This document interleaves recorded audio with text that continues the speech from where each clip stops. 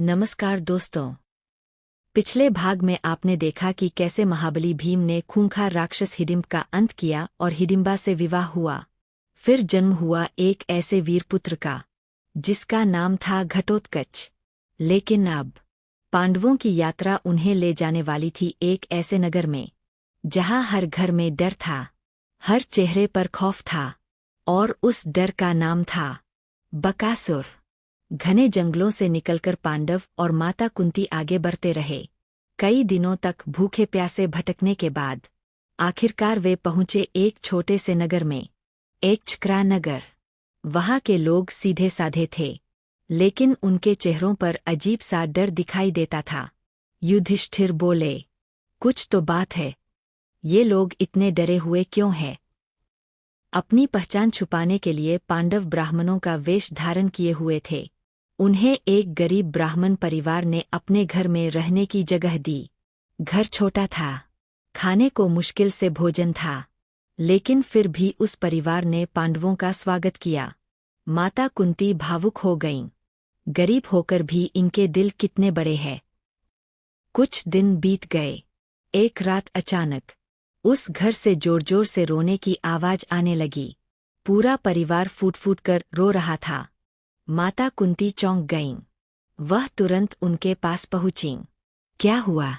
आप लोग इतने दुखी क्यों हैं? ब्राह्मण की पत्नी रोते हुए बोली, अब हमारा अंत तय है। कुंती बोली, साफ साफ बताइए।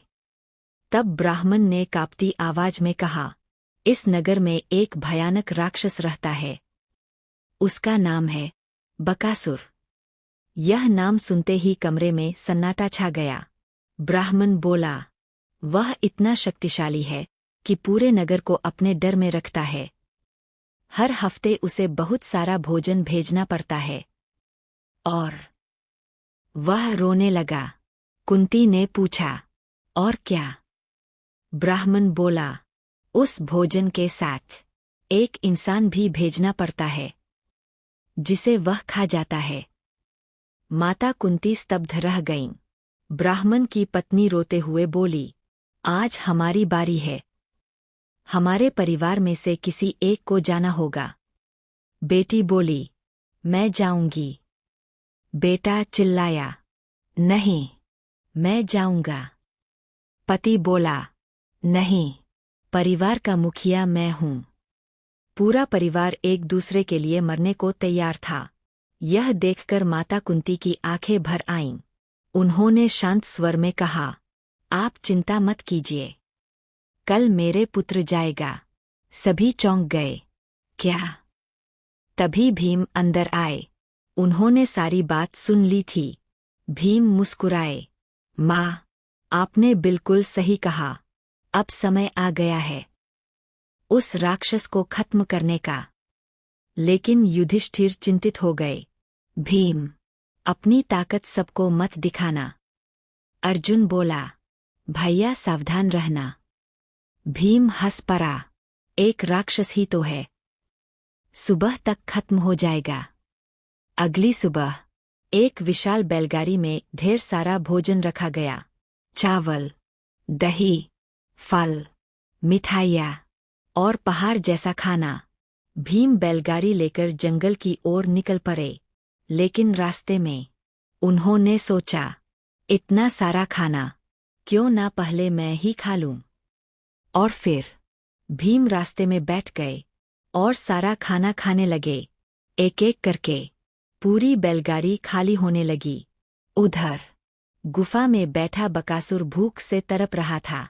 वह गुस्से से गरजा, इतनी देर क्यों? अचानक उसे इंसान की गंध आई। वह बाहर निकला और जो देखा, उसे देखकर उसका गुस्सा फट पड़ा। एक आदमी उसका खाना खा रहा था। बकासुर दहाड़ा, अरे मूर्ख, मेरे खाने को हाथ लगाने की हिम्मत कैसे हुई? लेकिन भीम आराम से खाते रहे। थोड़ा इंतजार कर, पहले खाना खत्म कर लूं। बकासुर आग बबूला हो गया। उसने पीछे से जोरदार हमला किया।